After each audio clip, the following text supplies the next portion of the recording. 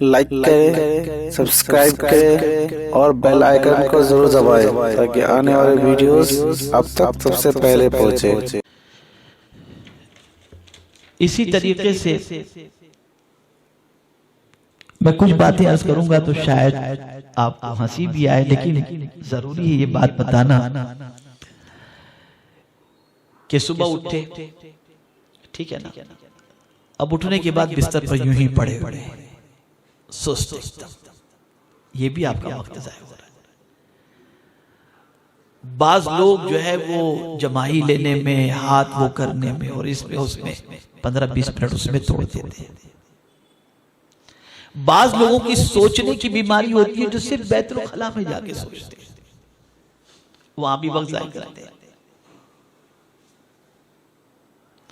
اب قربان جائیے نبی رحمت صلی اللہ علیہ وسلم کی عظمت پر کہ آقا کریم صلی اللہ علیہ وسلم نے نیند کے خمار کو آنکھوں سے نکالنے کے لیے جو اپنی پیاری سنت بتائی وہ کتنی عظیم ہے کہ صبح جب تم اٹھو تو سرکار فرماتے ہیں اپنے ہاتھوں سے اپنی آنکھوں کو پوچھ لو کہ جب تم اس طریقے سے آنکھوں کو مسل دو گے، مل لو گے تو سرکار فرماتے ہیں کہ آنکھوں سے نیند کا خمار ختم ہو جائے۔ تو آپ دیکھیں اٹھے تو کروٹیں بدل رہے ہیں، اخبار پڑھ رہے ہیں اور بس یوں ہی ٹائم پاس کر رہے ہیں، تو یہ بھی وقت اگر آپ دیکھیں تو روز کا کم سے کم 1 گھنٹہ آپ کا اس میں ضائع ہوتا ہوگا۔ کم سے کم میں آپ کو بتا رہا ہوں بستر چھوڑنے میں۔ ہاں کبھی لیٹ آنکھ کھل گئی اور آفس کا ٹائم ہو رہا ہے، کلاس کا ٹائم ہو رہا ہے، تو پھر جو اسپیڈ ہوتی ہے وہ اسپیڈ روزانہ نہیں آتی، وہ اسپیڈ روزانہ نہیں آتی۔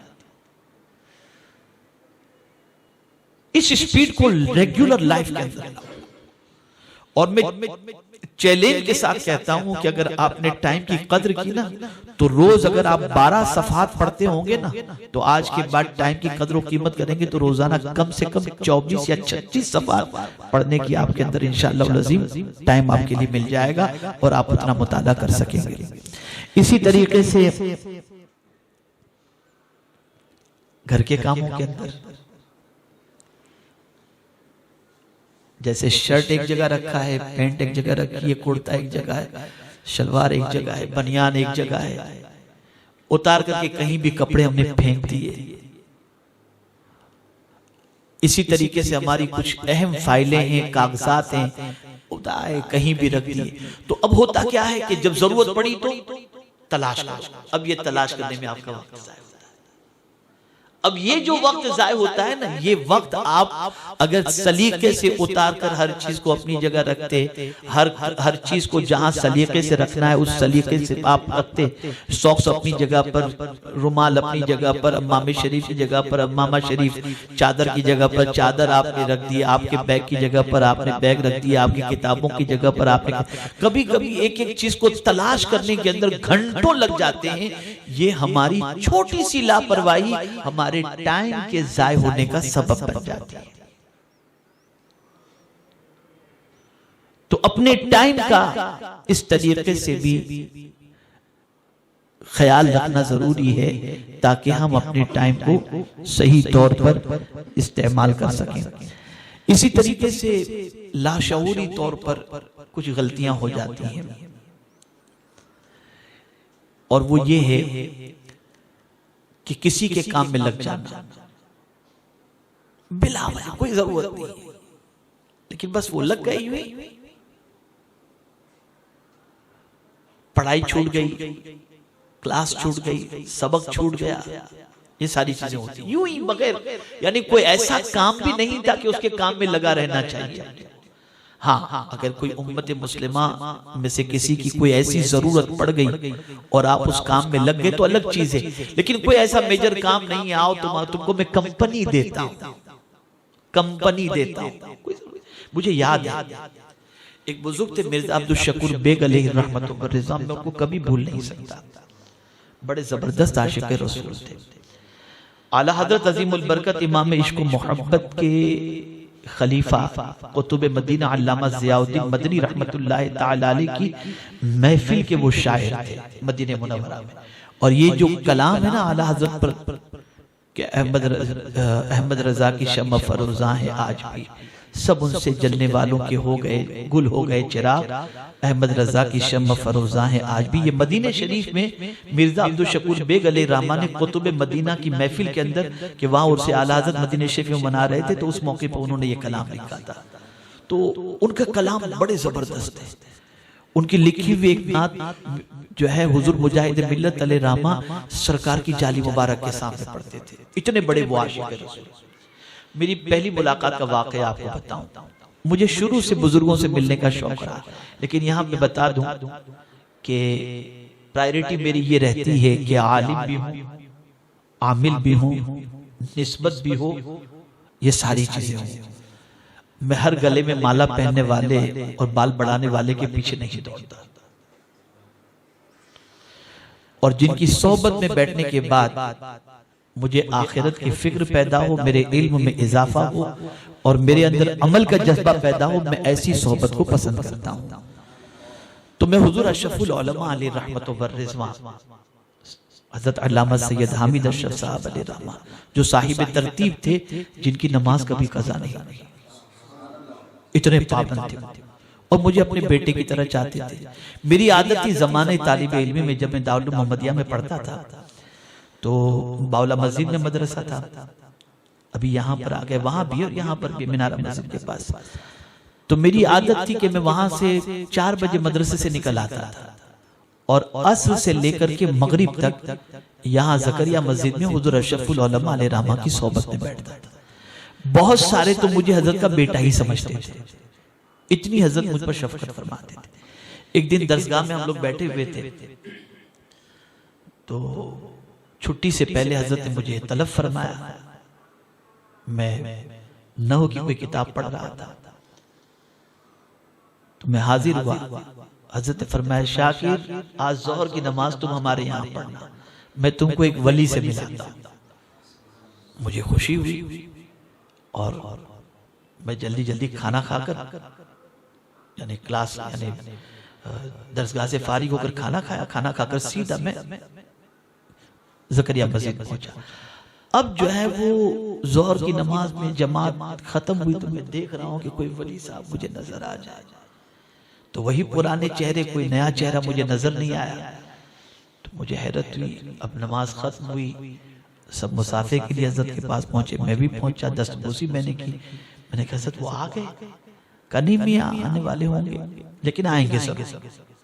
تو میں حضرت کے ساتھ حضرت کے حجرے میں پہنچا، بیٹھا تھا تو تقریباً 20 منٹ کم و بیش ہوئے ہوں گے کہ مرزا عبدالشکور بیگ صاحب تشریف لائے.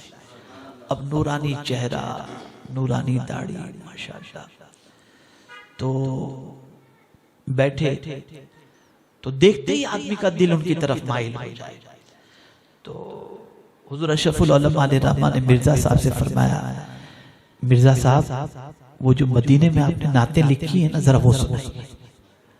اب جب انہوں نے سنانا شروع کیا سب رو رہے تھے، سب رو رہے تھے. بس کافی دیر تک انہوں نے کئی نعتیں سنائیں، سب روتے رہے. اس کے بعد جب محفل ختم ہوئی، دعا ہو گئی تو میں نے حضور اشرف العلماء علیہ رحمہ سے عرض کیا کہ حضرت میں ابھی ہار لے کر کے آتا ہوں، دو ایک آپ کی طرف سے پہنا دیں، ایک میں پہنا دوں گا. تو پھر لایا، اس کے بعد ہار ہم لوگوں نے پہنایا. پھر میں نے حضور اشرف العلماء علیہ رحمہ سے عرض کیا کہ حضور ان سے گزارش کریں میرے لیے دعا کروا دیں. حضرت کہا شاکر میں تجھے وقت دوں گا ان سے دعا کرانے کا. میں نے کہا ٹھیک ہے. میں نے کہا حضرت کب؟ کہا چھوڑنے تمہیں کو جانا ہے، تو جتنی دعا کر رہی ہیں تم کرا لے. میں نے کہا چلو یہ گولڈن چانس ہے میرے لیے.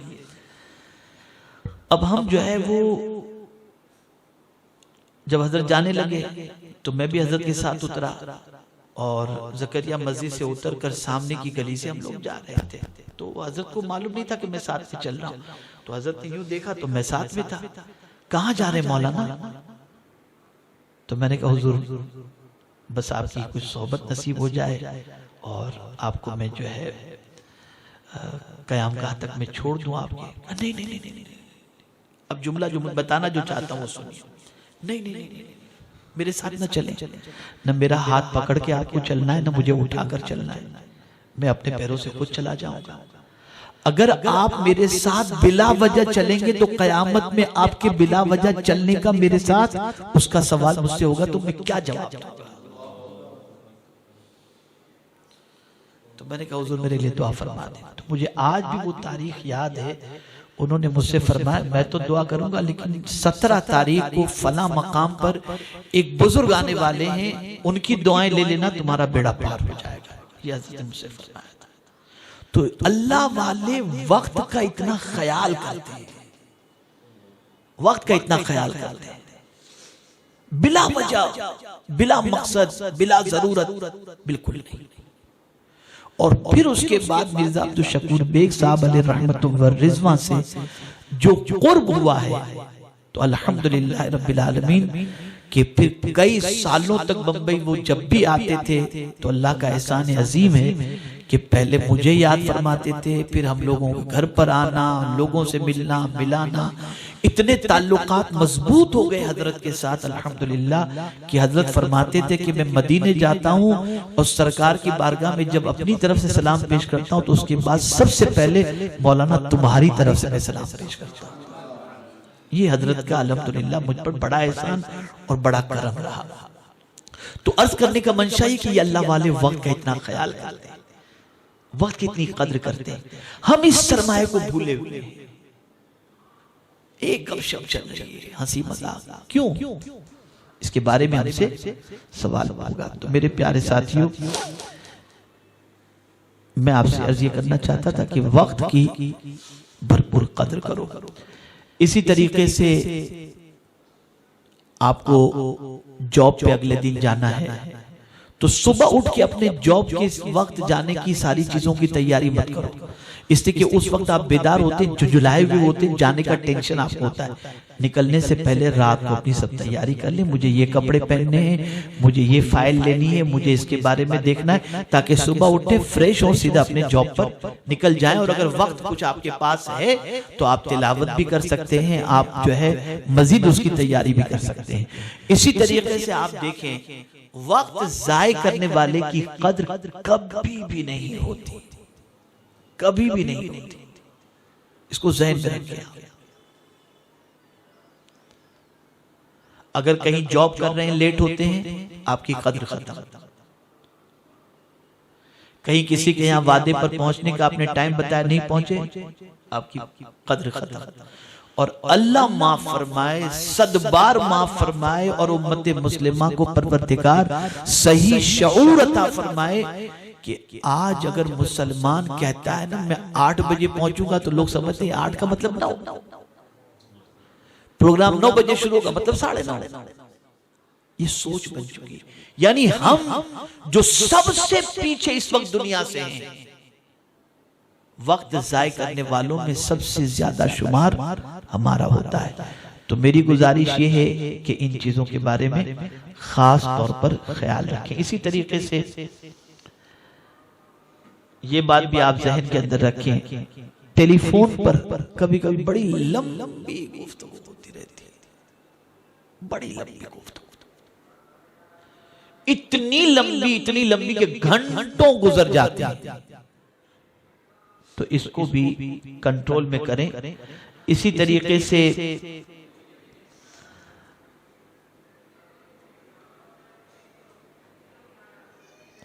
ایک بزرگ تھے، وہ ملازم تھے، سرکاری ملازم تھے. تو یہ پرانے زمانے کی بات ہے، اس وقت تو اتنا کچھ مطلب وہ نہیں تھا. تو آستین بھی ان کی لمبی تھی، تو آستین کے اندر انہوں نے جو ہے وہ ڈرو ٹائپ کا بنایا تھا، اس کے اندر وہ کتاب رکھتے تھے اور جاتے تھے اپنے جاب پر، بٹن ڈال کر کے سب سیٹ کر کے رکھتے تھے، پتہ نہیں چلتا تھا اندر کیا ہے. جاتے تھے اور اپنے کام کو نپٹاتے تھے. لیکن کام جلدی نپٹ جاتا نا اور فری ہوتے نا، فوراً کتاب نکالتے پڑھنے بیٹھ جاتے. اور فرماتے تھے اسی سے میں نے اتنا علم حاصل کر لیا، اتنا علم اس وقت پہ کتاب پڑھنے سے میں نے حاصل کر لیا کہ مجھے کئی کتابیں لکھنے کا اللہ تعالیٰ نے موقع عطا فرما دیا. یہ وقت. اور ساتھ ہی ساتھ ایک اور چیز میں آپ کے سامنے عرض کروں کہ ترجیحات، پرائیورٹی کاموں کے سلسلے میں، اسے بھی آپ ذہن کے اندر رکھیں. اب آپ کو کل بیان کرنا ہے صدیق اکبر رضی اللہ تعالیٰ عنہ کی فضیلت پر، اور آپ ابھی کتاب پڑھ رہے ہیں 4 دن کے بعد جو اجتماع میں بیان کرنا ہے اس سے متعلق تو مناسب نہیں.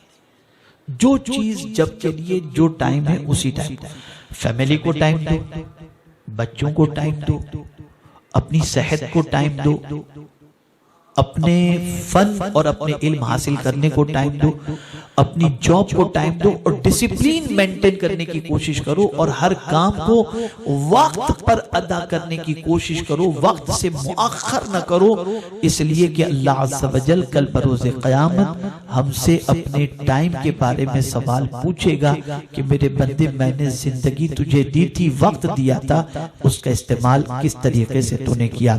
اب یہاں پر میں ایک خاص بات عرض کر کے اپنی گفتگو کو ختم کرتا ہوں کہ آج کی اس نشست کی سب سے بڑی وجہ یہ ہے کہ آپ میں کے زیادہ تر ساتھی بہت کچھ پا سکتے ہیں اور بہت کچھ کر سکتے ہیں، لیکن اپنے وقت کا صحیح استعمال نہ کرنے کی وجہ سے جو کام ایک دن میں ہونا چاہیے وہ مہینے میں بھی نہیں ہو پاتا.